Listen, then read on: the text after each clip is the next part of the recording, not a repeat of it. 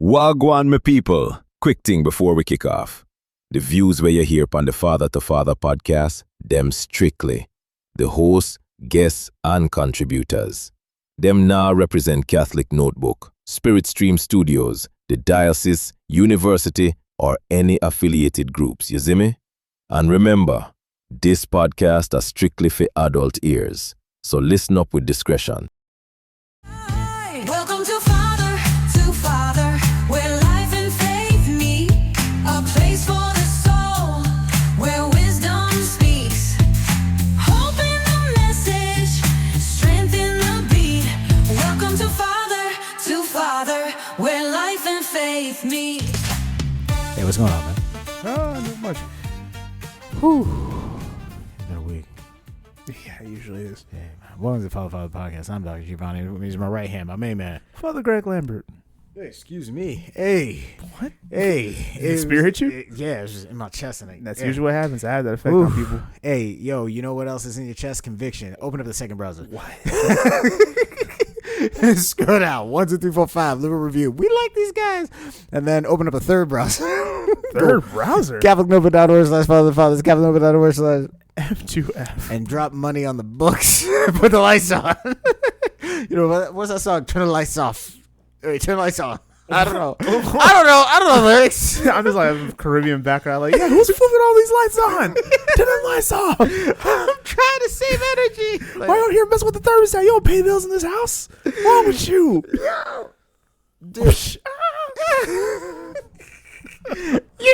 You're fine. Walk it off. Yo, so here's my thing. Last time we were talking, I got real upset about the shades of green.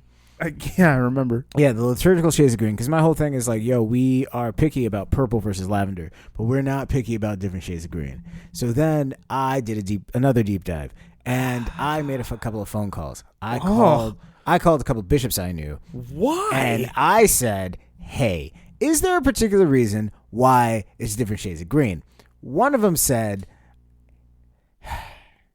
That's the correct response. It's, oh my gosh, bro. It's like Wednesday at 2:30. I'm supposed to be getting out of the office, and here you are calling my phone. actually, it was Monday at like 7:45. Oh my god, I wouldn't even answer the phone, dog. I wouldn't even answer the phone. 7:45 at night. I called him. Hey, I got a question for you. He's like, hey, what's going on? I was like, why are there different shades of green in the liturgical dress? And he just goes, listen.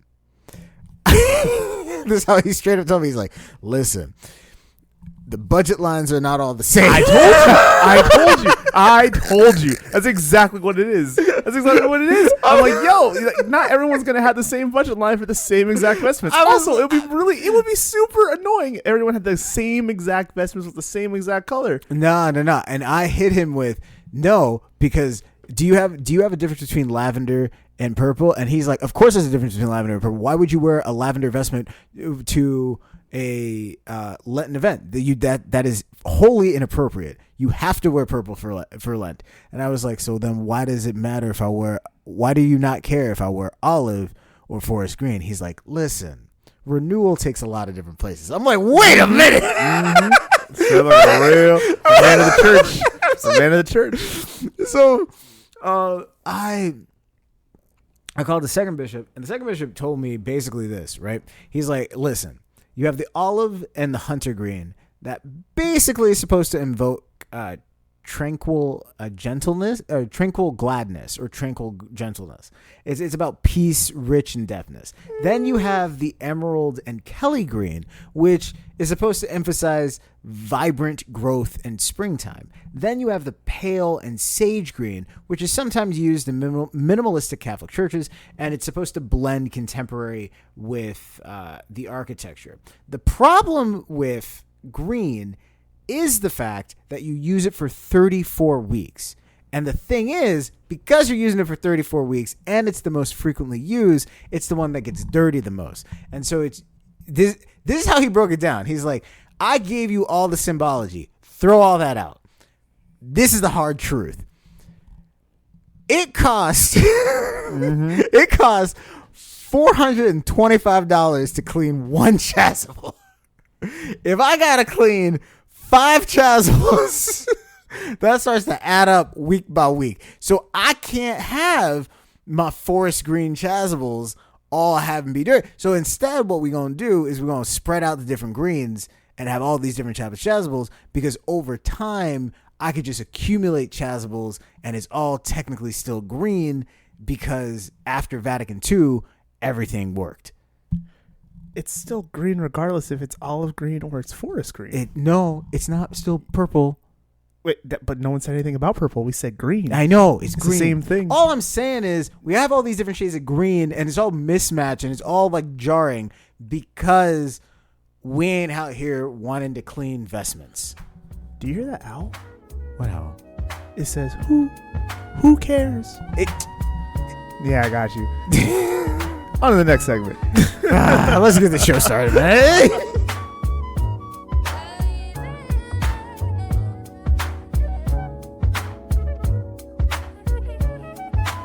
Yo, Father Greg, Dr. G, what's good? I know it sounds clear, I know it's misunderstood. The story's wild, yes, out there, no doubt. But just lean in close, just hear me out. Yeah. Hear me out. And this is a priest. I'm excited about this one. Oh, interesting. Very cool. You're not excited. You're not excited. It's I just- don't know. I see them all the time. It's your brother priest. You ain't excited. Whatever. It's hear me out. It's 5 stars. You get nothing wrong. 1 star. You got confession on Thursdays. And if your church get confession on Thursdays, let us know. Capital without a word slash Father the Father. Capital without a word slash. F2F. But hear me out. I didn't know I was going to be part of Prince of Egypt Part 2. What? Deliver us. Father Greg, brother, I'm a pastor now. I've been a pastor for about a year. The parish is doing well. Attendance is up. The school is growing. Hey. No one is actively threatening to quit. The finance council still likes me. Overall, things are doing good. Dr. Giovanni, I feel like you would be able to articulate this when you're under periods of intense stress. Sometimes you make a decision later on. Under better conditions, you reconsider that decision and you look back and you go, well, yeah, maybe that wasn't the best thing. Okay. It's very easy to forget once stress gets relieved, especially if there's no immediate reminder of what happened. Okay. Which is why I wasn't expecting a deanery meeting to drag me back to one of the strangest habits I had developed as a young priest. This starts with my first assignment. I was 28, newly ordained. I was absolutely convinced I was going to be one of those priests who changed lives, revitalizing parishes, and somehow fixed every problem that was put in front of them. And then I got assigned to a parish that I spent 12 months having the optimism beat out of me. What a vision. What an image. I'm just seeing someone beat a carpet that's being hung up. Like, that's what I'm seeing, dog. This old lady outside of They're beating the heck out of this carpet. Dust flying everywhere. It's like the pastor wasn't a monster. Looking back, I can say honestly, at times, however, I had a very different opinion. He was gone constantly because of diocesan responsibilities. Every week, there was another meeting, another committee, another obligation, pulling him away from the parish. That was fine. Someone has to do those jobs. The problem was that whenever he came back, suddenly he had a very strong opinion about everything. Towards the end of my first year, he calls me in for an evaluation. At first, I thought it was going well. The evaluation did make sense to me, but I didn't know any better. Then it wasn't. Apparently, my preaching needed work. My planning needed work. My priorities needed work. My leadership skills weren't where they should be. Eventually, he leaned back in his chair and said, "You're a good priest, Father, but I don't think you're pastor material." That one stuck. The more I thought about it, the more irritated I became. Not because he criticized me. Priests get criticized all the time. What bothered me was how confident he sounded. The man missed most of my masses. 2 of the homilies he referenced, he wasn't even there for. I went back and cross-referenced our calendars and He's hurt. checked. He's hurt. He went back and looked for receipts. It annoyed me that much. So I left the meeting and I went for a walk. I ended up near a drainage ditch near the church, and there was a frog sitting there. I looked at the frog looked at me. I had a thought. I picked up the frog. It was carrying eggs. Some of the eggs ended up in the rectory seat. Some of the eggs ended up in the bathtub. Some of the office sink got a few. Yo. The kitchen sink got a few. Then I packed my things, left for my left assignment, and that was it. Yo.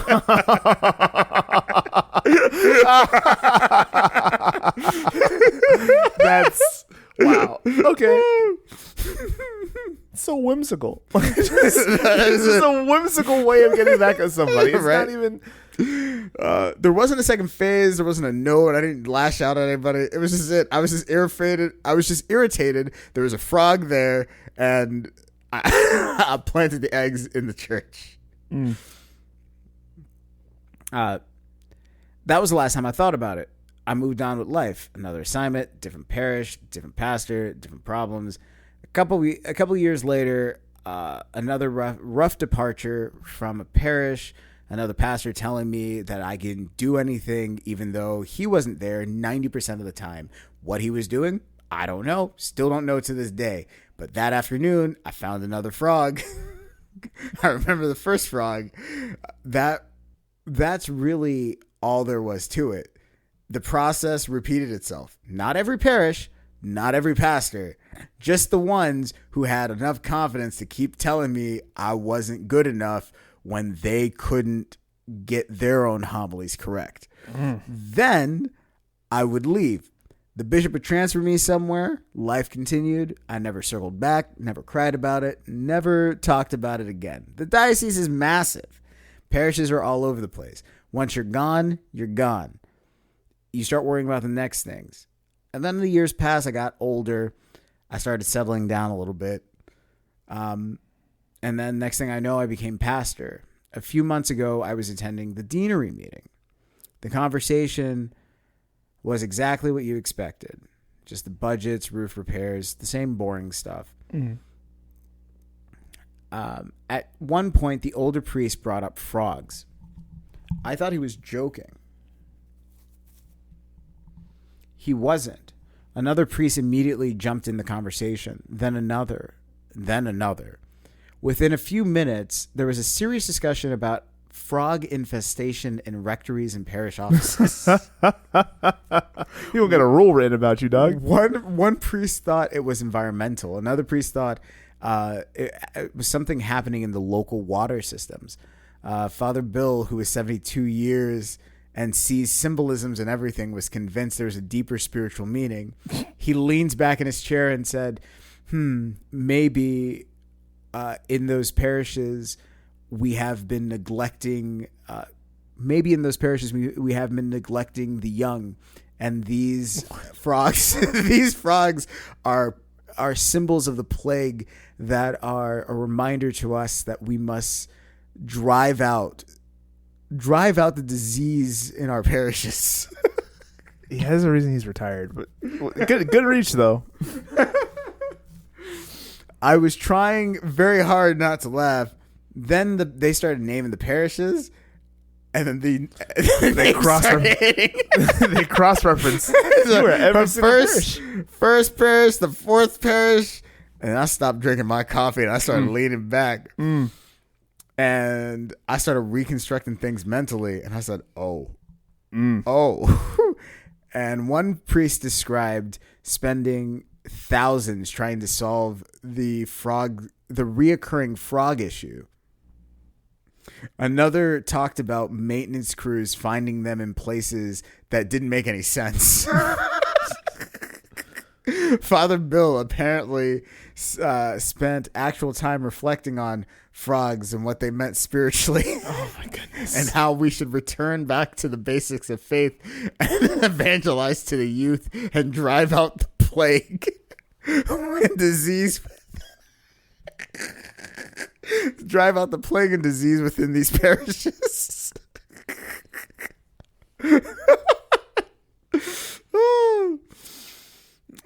And then someone turned to me and said, Father, what do you think?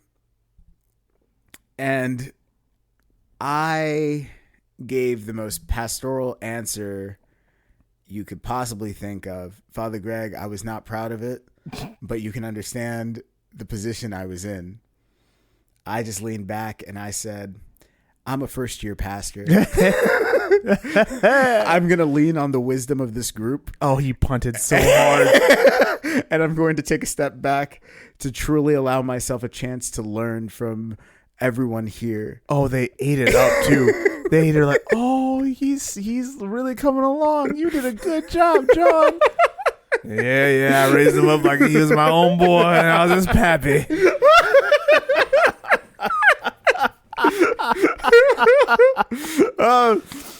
And for better or for worse, they looked at me and said, you know, you're going to make a fine pastor, maybe even vicar general one day. That's all it took. That's all. They just needed their flowers. That's all it took. You just had to suckle up to the wisdom of the old priest, and the doors will open and you will be saved. Oh my goodness. And now I'm sitting here wondering, what exactly am I supposed to do with this information? No one suspects me at all. As far as everyone else is concerned, the frogs just kind of just appeared.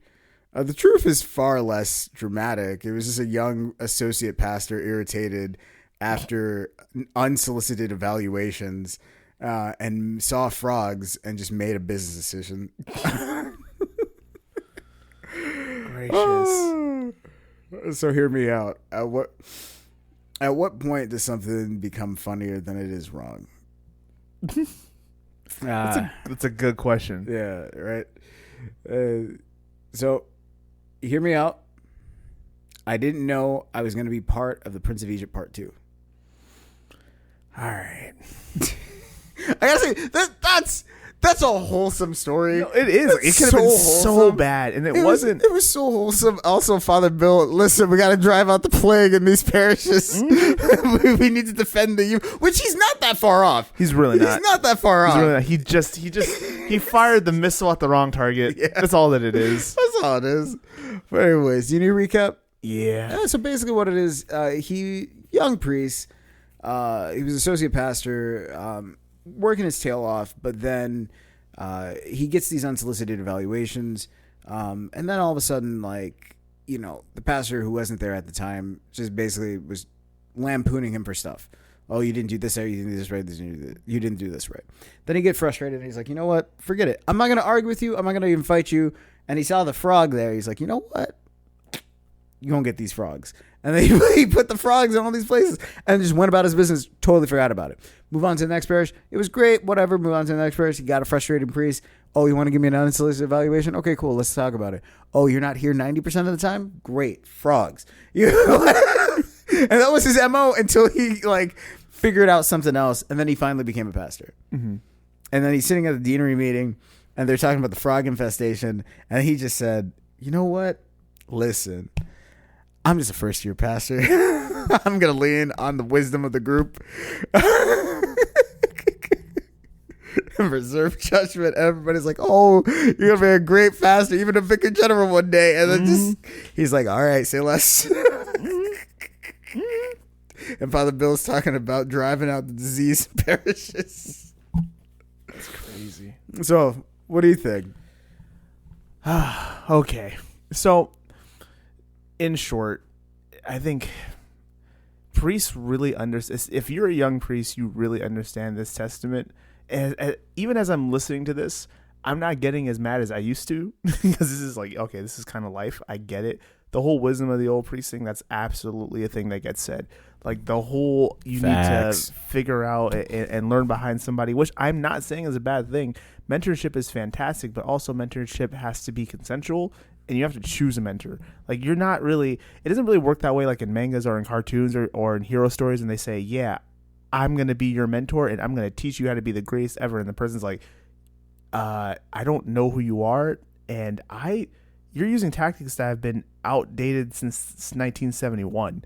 So I don't think I should be trying to learn how you do things if I can also make this a lot more efficient, and also do it like I love and care the people. So all that is to say, this has happened a lot, and this is still happening. I'm not just using my own experiences, but to other young priests all over the country. Yeah. I'm not even giving like some other way of going about this. What I am saying though is like, yo, you as an individual, the person who's writing this, I get it. I feel you. I've been on the other side of the anger and the resentment, and also the just a straight up confusion of like, yo, are you telling me that I'm not good enough? And the barometer which you're using to measure me is not even applicable? That's crazy. And you're looking around like, am I crazy? Because this seems crazy, and I can't go to anybody and tell them that this is crazy. And no one is I can't complain to anybody. And the bishop doesn't want to hear this. It's not that he doesn't care, but the bishop doesn't want to hear this because he's dealing with running a diocese. He does not want to deal with Jerry Springer in a random parish. So, all that being considered, listen, you can't do the frogs thing. Not because it's not funny. It's hilarious. Like, not because it's going to cost money, which it probably shouldn't have cost money, but for the one dude who said he spent thousands to go ahead and get rid of it, that's probably not the best because he's using the parish's money to do that. But you can't do the frog thing because it doesn't solve the problem. As you noticed, you did this multiple other times. You know that your first pastor wasn't a monster, but you now also know that there's multiple other pastors who think just like him. The way to win and the way to beat the individual, the way to really go ahead and make sure that you put all of this to rest is to succeed. And I don't mean to be the next Father Mike Schmidt. Shout out to Father Mike Schmidt. We love you. You're amazing. Like, Come on the show. Like, the way you go about this, the way that you win and really feel satisfied and seen and heard in your own life and also in your own vocation is the same way that you're doing it right now. You started by saying, yo, I got assigned to the parish and I'm a pastor. And the finance council doesn't hate me. And the enrollment is up. You're doing what you knew that you could do. You're doing, and you are affirmed by the reality of what is happening. What they were saying about you wasn't reality. And you knew this. The way to win is to be exactly who God called you to be, to use your skills and talents and to accept help when you need help. But also, like, yo, if their opinion doesn't matter, then treat it like it doesn't matter. It's hard, especially when someone goes at you indirectly with all the confidence of the world, and it's false confidence because it's an authority title that has been gifted and granted to them that they don't deserve, but has been given to them because Christ is good.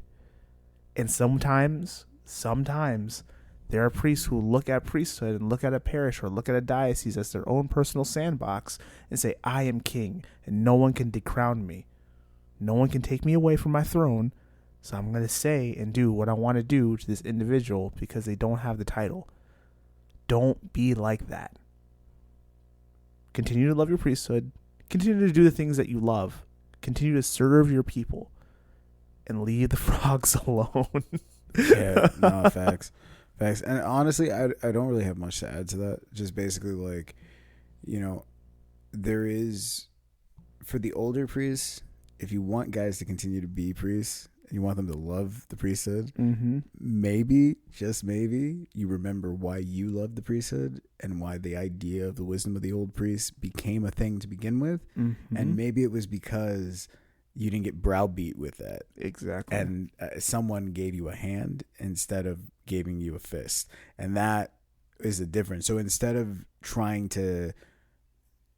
thinking that mentorship is something that you can just force on somebody and that looks like you telling someone what they're doing wrong, maybe mentorship is a choice. Maybe if you just act like a human being, things get a little bit different. That's all I'm saying. Yeah. And it's not all priests. Yeah, it's not all old priests. It's not all priests, but it's enough priests. And this becomes enough of an issue that, like, it's kind of cool, though, that we're getting priests that are feeling like, hey, I feel comfortable enough to say this. Here's a little bit. Because it's one of those things where we have conversations constantly about, like, yo, it'll be what, like, there are things that we experience in life, and we hope that, like, people view the podcast as an opportunity to say, like, hey, this is happening to me. anyone else who's listening, you're not the only one. Exactly. You're not the only one that's happening. Because he went through this and had no one to talk to about it. Right. Like this was a spiritual director problem or a confessor problem or a very, very close priest friend problem. And you have to keep it tight-lipped because you can't tell the parishioners. Well, yeah, because there's no way to do it without it turning. Because once you tell someone, you can't control how they hear it and how it turns spreads and amplifies and spreads and all that stuff. Mm-hmm. And the last thing you want is for your diocese to get damaged because of the relationship that is tarnished because someone else felt the need to feel a certain type of way. Yes. And so that balance is hard. And that also gets a negative outlook on you as the priest of like, oh, we can't put him in certain places because he doesn't work well with other people. And that's good or bad. Like that's not even like that. Can that stop people from saying things? Yes. But that's good or bad. Like that's neither here nor there with it. And so it's like, it's one of those consequences that come with the territory where you're just like, well, I can't really talk about it, so I'm going to talk about it with people I can talk about it with. Mm-hmm. But I'm just glad that like we've gotten to the point in the podcast where we're getting these stories, that things that we've seen because we know how the sausage is made on the other side. Mm-hmm. We're just sitting there going like, dang. It's actually really cool, and you're right. Like, it's super cool to hear from this perspective how a fellow priest, another young priest is reaching out to another young priest. And I'm not looking at this as like, yo, I got years upon years. From what this sounds like, you have more years on this than I do. Also, the fact that the first guy told you you're not past material, and then you became a pastor. That is clear as day. Mm-hmm. Like, clearly you don't know what you're talking about. And that also goes to every other priest that's listening to this. Like, yo, your pastor should be someone who helps form you. But also, let's not get into the guise of thinking that your pastor is the door to you becoming a pastor. He's not. He's supposed to be there to show you how to do this in practical ways. You're leaving seminary with a lot of book knowledge, and you're going to learn how that book knowledge goes into the chaos of humanity and all the complexities and gray areas that you need to learn how to navigate in order to be a good pastor. All that happens within your first couple of years. That being said, your pastor does not control whether or not you become a pastor. What controls whether or not you become a pastor is how you respond to the mission of the church with everything that you have. Do that. Do it well. Screw the opinions. Yeah, no, for sure. That being said, you're still getting a 4. You're still getting a 4. And you're getting a 4 asterisk because you would have gotten a 3 just for saying, listen, I'm a first year I'm a first year pastor. I can't, like, you know what you did. You know exactly what you did. No, you get a 4. Yo, man. Hey, did we get it right? Did we get it wrong? Kevin over there, where it says Father, Kevin over there, where it says F2F. hear me out.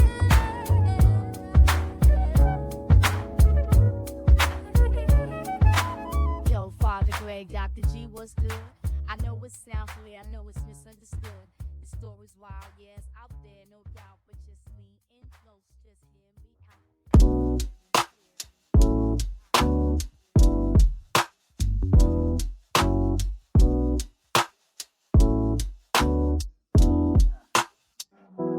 Back when I needed a man, all I got handed was traps. Said boy go be great, but gave me no pass, so I bled from the faith I ain't know I still had. Good advice don't come cheap, real ones ran wisdom don't tweet. Now I walk through the dark trying not to repeat the same fake love that they handed to me. They come to me now like I know the route. Big bro, what's the play, can you help me out? And I try not to laugh, but I see myself back when I was broke begging somebody else. Ain't no manual for this, just pressure and heat. You get burnt by the ones that you thought brought peace. Told my little man, don't believe what you see.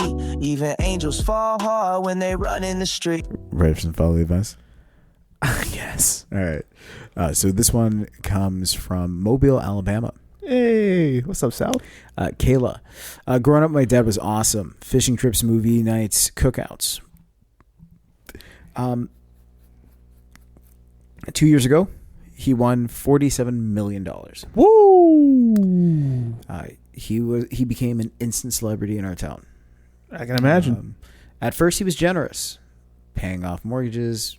He bought people's cars, things like that. And then he started testing people. What? He just started testing people. Like Mr. Beast? One time he invited the entire family to dinner and announced, whoever comes visit me the most this year gets a lake house. Yo. He is Mr. Beast. So what is this? What are we doing? Yo, I'm gonna put you in this gym for a year. You can't leave this gym. If you lose 100 pounds, I'll give you $100 million. What? Squid Games? What is this? Yeah, that's pretty much it. He started keeping the spreadsheets ranking the families. Oh my goodness. We found out because he accidentally left the spreadsheet open, and spreadsheets with an S. He had loyalty rankings by columns, charts, graphs, columns. Worst part, everybody kept competing even after finding out about the spreadsheets. My brother drives 3 hours every weekend just to sit in my dad's living room. What everyone heard was, okay, so there's point system. So now I know what the threshold is. Yeah. No, now I know it's not arbitrary. Now I know there are rules. There are rules to this. Yo. Now I know dad's not BSing. There are rules. Oh, and if I no. put work in, I can get work out. That's what I'm hearing. That's wild. No one even likes the lake house. My question is, if money turns every relationship into a transaction, is it still a family or is it a micro corporation? Can I start with this one? Yeah. First of all, every relationship is a transaction. Every relationship that you get into is a transaction. I hate this notion that like you are going to be in a relationship with a human being or someone on earth or with something on earth or an organization on earth, and it's not going to be a transaction. The only relationship that you'll ever have in your life that's not a transaction is a relationship with God. That relationship is not a transaction. Why? Because the relationship in and of itself is the benefit. It's bigger than you, and therefore it becomes the benefit. Because by simply having the relationship, your life is now ordered in such a way that it would not have been ordered without the relationship. So that is the only relationship that you can have that is not transactional. But even within that relationship, you see elements of transactions in the sense that when you look at a transaction being, I get something, the other person gets something, right? I get something, you get something. It doesn't always have to be physical. If God gets my time, I get his presence. That's a transaction. Yeah. It doesn't again, it's not physical. It's not like I get money, you get whatever, but it is still at the base level a transaction. There's a weird notion that somehow a relationship is going to be based on something other than a transaction, but it doesn't work that way because in every single thing in order for it to even work, you need to get something in return because otherwise there's nothing compelling you to engage. If you're getting nothing out of it, you don't engage with it. And the struggle is everybody who's listening is engaging in something that they're getting nothing out of at all, but you're still engaging with it. And you're trying to convince yourself eventually you're going to get something out of it. And the reality is you're not. It just isn't. So you have two choices. Either one, you accept the fact that you're not getting anything out of this particular thing. Or two, you realize that maybe that which you're doing is something that you have to let go. So for you in this situation, you're getting nothing out of competing with your other family members. And for this particular thing, you just have to let it go. But for your other family members that if they're competing with each other, yeah, I know it looks weird and I know it sounds weird, but we were laughing about it and we're like, it's no longer arbitrary. Mm-hmm. The moment they found out it's no longer arbitrary and that there are rules and I can actually, the effort I put in is actually going to be rewarded. Now I got something out of it. Mm-hmm. You see, it became a true transaction because now, even if I didn't win, I know that I'm putting points on the board. Mm-hmm. So like that is what's happening here. And this is what you're looking at is the fundamental nature of human beings that we tend to try to pretend doesn't exist simply because we don't like the way certain words sound. That's all I wanted to say. Dang. I would say this. I wonder if your dad has ever had this, not just this amount of power, but real power and felt like he was in control of his life, like ever. Because this is, dog, running experiments on your family. I mean, talk about, so not like in the way that words sound. That sounds bad. Well, and I mean, to be fair, you probably were doing it for free. Yes, but you never had a spreadsheet. You probably did have spreadsheets. You don't listen. I'm gonna stop you right there. Dog, you're the same person arguing to me about green investments. You do not stumble into spreadsheets, my guy. Yeah, exactly. You don't stumble. That is a cultivated skill over time. You don't stumble into chart making, my guy. That is a cultivated skill over time. You don't just get money and then like, ooh, I got time to. No. You have to develop that skill. I can totally see him like, why do you have a spreadsheet? He's like, I do this. I'm an accountant. I was just trying to keep things organized, like with points from the family. Yeah, man. But that's we don't know what he was doing before. Like we don't. That's a lot of grace. That's a lot of grace, sir. No. If he is an accountant and he's using Excel constantly, then I can tell you an easy 1-to-1. If you are an accountant and you're using Excel constantly, right? You can easily have a spreadsheet on your spare time when everybody else is asleep, or on your computer when you're bored, where you start ranking your family members. That's not normal. No. It is. And I will tell you what, no, because you do it already. You doing it on a spreadsheet is just the way you're analytically thinking. You want to know what the average person normally does? I like Uncle Jerry over Uncle Patrick. That's simply what the average. I like Uncle Jerry over Uncle Patrick.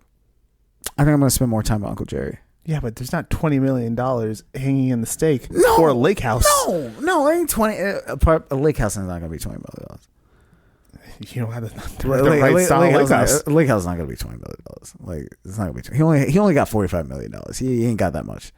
Well, actually, he has less than that because at first he was being really generous. Yeah, at first he's paying off mortgages. If he's paying off mortgages, he's paying off like hundreds of thousands of dollars. He ain't paying off like. He's still got more. That's fine. Well, that's fine, but he's paying off like $100,000 here, $150,000 there, buying a car for like a couple 10,000, 20,000 there. He like a lake house. You're looking at like, especially in Alabama.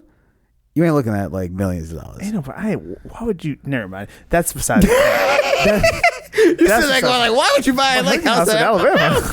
It's like trying to buy beachfront in Idaho. You can get a lake house in Alabama. There's good lakes in Alabama. That's neither here nor there.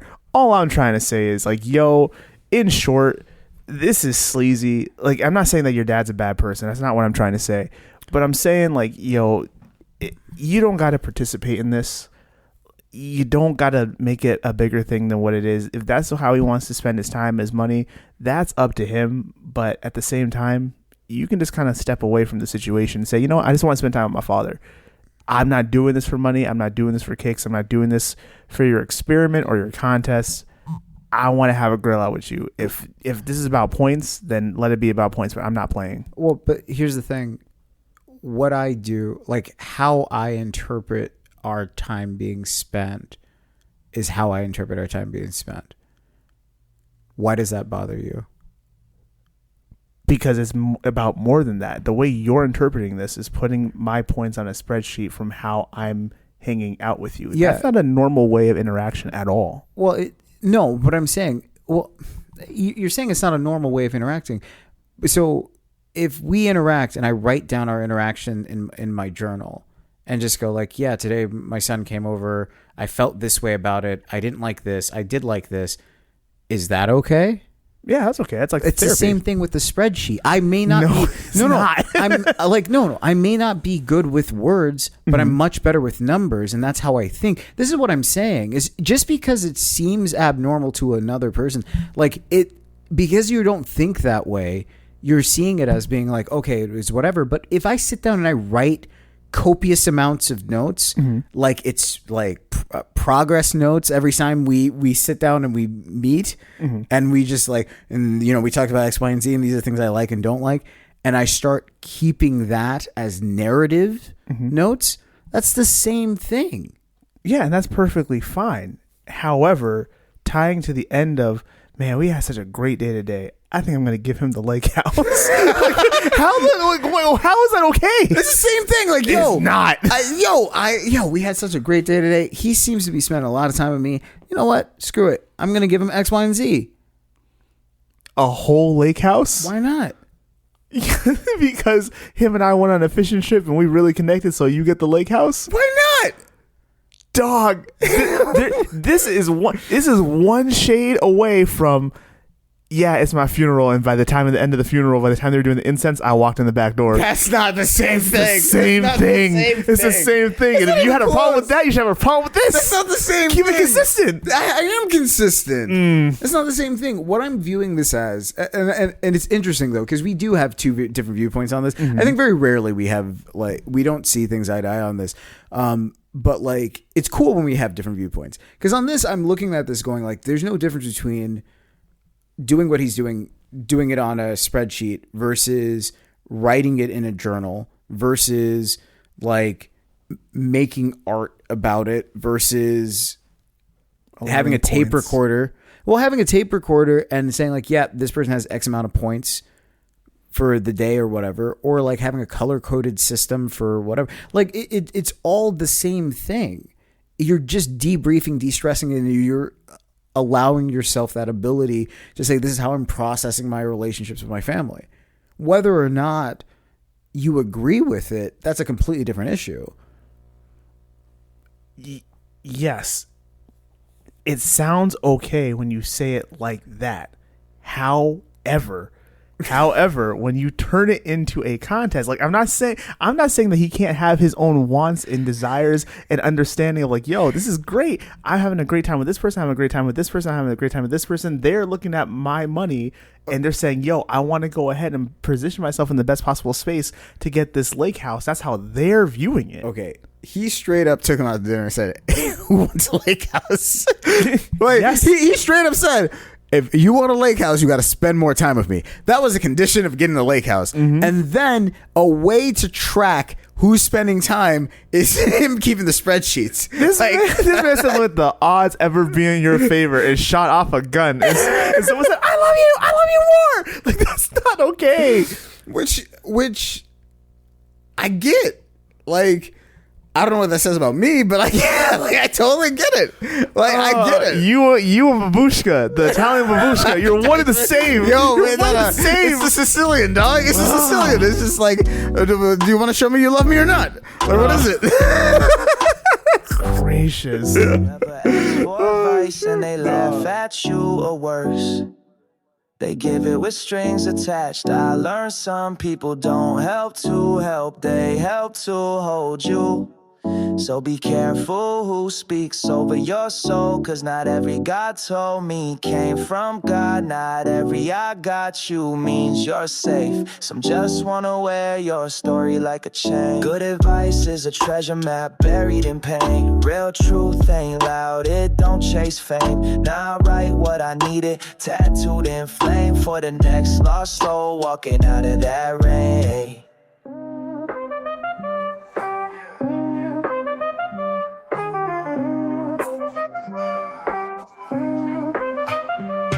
So Calvin over Reach's stream did their 1-2 thing, and we're playing a game that we tried once. It was great. I had a lot of fun. It's called How Ethnic Are You? So This is a game that gets played internally in my head all the time. yeah. So what's gonna happen is I'm gonna say a word. It could be African slang. It could be UK slang. It could be redneck slang. Nigerian slang, whatever. It's slang of all ethnic sizes and whatever. And Father Greg, you gonna have to figure out what the word means. I will even give you a sentence, but you'll have a chance to figure out what the word means. Sounds good?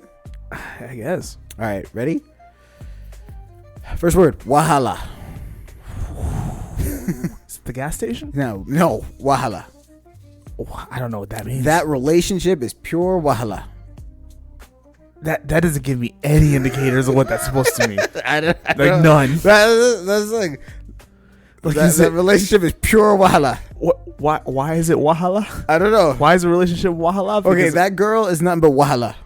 that again, that doesn't tell me anything. This is not descriptive at all. Well, guess what it is. What do you think it is? What do you my think goodness. it means? Use your ethnic. Let's see how ethnic are you. Use context clues. There's no context clues. Use context clues. Gandhi, wahala. Neg. Hey, that girl is nothing but wahala. She's like used oranges. Maybe. Yeah. No. And then that's- she's been consumed. There's just pieces left. No. Wow, that's dark. No. That's not what that means. That's not what that means. It means trouble, drama, problems, wahala. How was I supposed to get that? How was I supposed to get that? Okay. Now that you know what wahala is, what about no? What? No wahala. Is that like no lie? No wahala. Like, you need a ride? No wahala. No problem? Yeah, there you go. Oh, because it's a problem, so it's no wahala. Okay. I like the consistency. Yeah. Sharp. Sharp? That sounds UK. No, it's Nigerian. What? It's Ghanaian and Nigerian. Sharp. Sharp. It means you look good? Like you look sharp? Nope. Come here, sharp. Like quickly? Yeah. There you go. Oh, There you go. Interesting. Sabi. Can you use it in a sentence? You sabi what you're doing. You what? You sabi what you're doing. You know what you're doing? Yes. Okay. Yes. You see, you're getting it. You're getting it. Catawampus. I don't know. You have to use that one in a sentence. What the heck is a catawampus? That fence is all catawampus. Again, not a good descriptor. I don't know. Is the fence leaning? Is the fence tall? Is the fence broken? What if it's all of that? Tall, leaning, and broken? It's useless. All out of alignment. It's crooked. Catawampus. What about Pure D?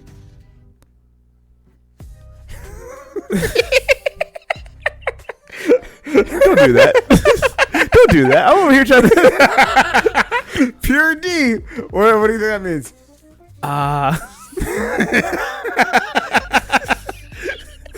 I'm trying to pivot. I'm like, Yo, pure, it's- pure discipleship. I was like, I don't know. Yeah, no. What does pure D mean? Come on, Father Greg, don't let me down. Pure D. A lot of people listening are like, yeah, Father Greg, what's pure D? What's the pure D? The word for the sentence for you is that's pure D foolishness. Pure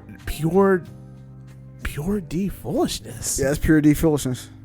Decisive foolishness. No, like that milkshake, that's pure D milk. I think it's just an amplifier of the word pure. Complete. Where's the D come in? Nah, man. What is this? Dude, I don't know. I have no idea. Don't look at me. I'm not the one who made these words. You're the one who's asking me the question. Yeah, I'm the one who made these words. It's not my fault. Okay. So Wagwan. Oh, what's going on? All right, good. Ute. Jamaica. Who? Ute. Can you use that in a sentence? That Ute just bought a car before finishing high school. Oh, that young rapscallion, rebellious. Yeah, the young person. Yeah. Ute. Wasted Ute. Same thing, but didn't buy a car before graduation.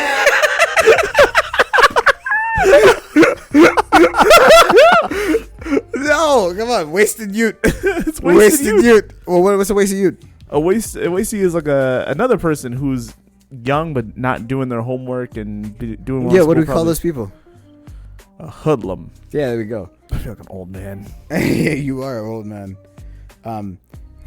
Galdem. Those girls over there. Yeah, there you go. Mandem. That man over there. She's a thing. Again, I don't think I can say that. Probably that she looks good. Yeah, she's a girl. It's specifically just a girl. She's Peng. She's paying. Ping. She's ping. Ping. Ping. Ping. I'm thinking about like Grubhub. Like there's a ping on like how you get on your phone. There's like, is this where they bring your food to? Yeah, Peng. Can you use that in a sentence? Ooh. Some people find Megan Thee Stallion Peng. Desirable. Yeah, beautiful. Huh. Like very attractive, that type of thing. Bless. Well, I can. Bless is blessed, I assume. No. Okay, is that like goodbye? No. Can you use it in a sentence? Bless. So no, he can't. No, he can't. That's what it is. It's like, hey, what's going on, bro? Bless. Hi. No. What do you mean no? That's how you use it as a response. Hey, what's going on, bro? Bless. Is it God bless you? No, it's thank you. So I'm good. Thank you. That's hey, what what's going on, bro? Thank you. I'm good. That's the wrong type of ethic. That's the ethic that doesn't say English. What are you talking about? It's thank you. I'm good. There's like the homeboy down at the street at the corner store, like, hey, how are you? And he goes, okay. Like, what? All right, cool. Like, what you talking about? That's what it is. Bless. Oh shoot. All right. This one you should know. Say less. Oh yeah, it's like yeah, I got you. Cool. All right. Yeah, you understand. You don't gotta say anymore. Still. That's a word that means still. Like I didn't. No. What you mean? You're right. Still. I can't argue with that. That's a complete sentence. That's not even. That's a complete sentence. Mac and cheese is good. Still. Still what? It's just still. You're just using it to emphasize agreement. That's weird. That's the whole word. This is why people can't learn English very well. 'Cause things like this don't make no sense. Because if someone said this to me, I would be like, "Yo, what are you talking about? Still what?" Like, I would get upset because he would have probably dropped it 3 times in the conversation, and I'd be waiting with bated ears trying to listen to him and trying to be respectful, and I'm getting upset because he's not over here talking. He's just sitting there going like, "Yo, hey, Father, you know these pants are great still, and you know it's been awesome coming here in the church, listening to your homily still." And I'm sitting here like, because if I decide to pop off and go, "Still what?" and then I'm the one that's rude. Yeah, you'd be like, "What are you talking about?" All right, man, let's get out of here. That was fun. It was a fun segment. Just having you upset. Father Grant's mad, everybody. Hey, for all of us here at Spiritual Studios, we love you. You're very special. Go forth and bear good fruit. We out. Where life and faith meet. Father to Father is a production of Spirit Stream Studios. All rights reserved.